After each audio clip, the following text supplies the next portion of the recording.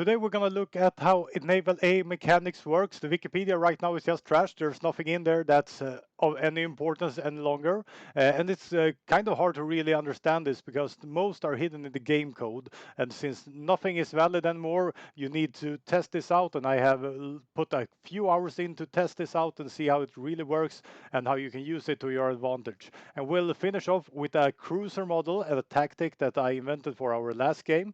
Sadly, there wasn't enough naval bombers to really get it through, but you will see it and you will understand why it's a really good idea to make this cruiser in your navy. But first of all, please subscribe to the channel. We release a new guide every Monday, we release a Patreon guide every Thursday, and we release a huge epic multiplayer game once every 6 weeks or so. So please subscribe to the channel and we'll continue with the guide now. So the first thing we need to look at is anti-air on ships, and as you see here we have 3.1 in anti-air on this one, and that is mostly based on design. We have 2.5 because of this design. We can always wrap it up with giving it more anti-air capacity. As you see, it rakes up quite a lot if you give it more. Radar will boost it even further, and fire control system also boost it further. But that's the first thing. And as you see here from the beginning, it has 2.5 here, but it has 3.1 here. Experience on ships doesn't matter at all in this case, as it does with light attack and piercing. But what matters are other things, like this guy, Naval AA attack plus 50%, which is really, really good.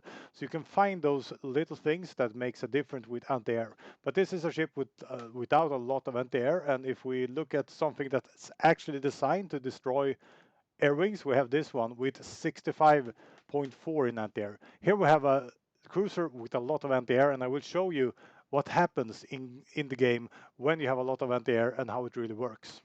So the first thing that happens in a naval battle, and I will show every step up there on the screen, is that the naval bombers try to find a target in the enemy battle group. So they want to bomb things like carriers, battleships, heavy cruisers, and so forth, but will also find some destroyers and cruisers to attack. When they've found their target, they start going in for that target. And what happens then is that each target has a chance to attack the incoming planes with their anti-air guns. And this is a fixed amount, so it doesn't matter how much anti-air you have on your ship. It's a fixed amount, and when I tried this out, I got an attack on the enemy planes like 46-47% of the time. They actually hit the enemy ships. So that's the first thing. The ship has a chance to retaliate before naval bombers even can make a damage on them. That's the first step after the targeting mechanic. So your ships will hit the incoming planes before they can attack you 46-47% of the time, and they will make damage according to the AA gun in percent of incoming planes. So if you have a 100 plane attacking you and you have 4 in AA damage on your ship, you will destroy 4% of those incoming planes, so 4 planes. If you continue with 100 planes, if you have 15 in AA damage, you will destroy 15% or 15 of 100 incoming planes. But this thing is capped at 20, but it's a loose cap, and this is really interesting. And I found this out just because I tried it in the game. So you can make 20% damage, so you can destroy usually 20 of the incoming enemy planes, but sometimes you do double and triple that damage. So I had the times where I destroyed 40 planes, and I have times where I destroyed 60 planes, and we'll get into that later with a statistic. But what you need to know for now is that the naval bombers find their targets, the targeted ships fight back, and they have a 46% chance of hitting, and if they hit, they make their AA damage in percent on the incoming planes with a cap of 20, that can be 40 and 60 in some cases. And after you have fired on the planes and hopefully destroyed some of them, the remaining planes will attack that ship that they have targeted from the beginning. And that attack will do the naval damage that they have minus a reduction based on your ship's anti-air and your entire fleet anti-air capacity. So there's a combination there on the individual chip and the total of AA in the entire fleet. And this we will use when we design our cruiser later on. But this makes a huge difference, and we will see that when we try out the cruiser. So what I did with this knowledge was starting to design something that can be a real pain in the ass if you have enemies go with naval bombers or a naval build trying to port strike you or anything like that. And that's going for a cruiser with really high anti-air. If you see the design on this one, everything here is made for anti-air. You have all the anti-air guns you can have. You have a fire control, the best one to have some more anti-air. We have radar giving you even more anti-air. So everything is made for shooting down airplanes.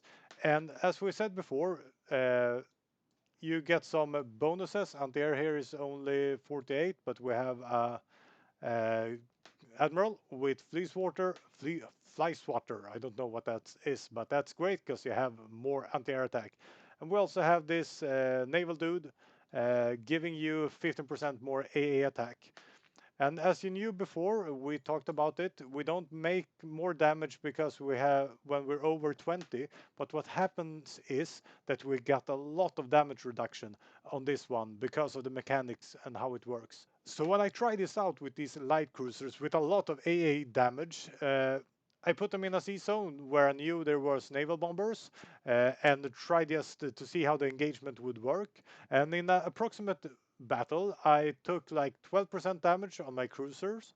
I destroyed 10 enemy planes, or 9.5, and I never lost a single ship.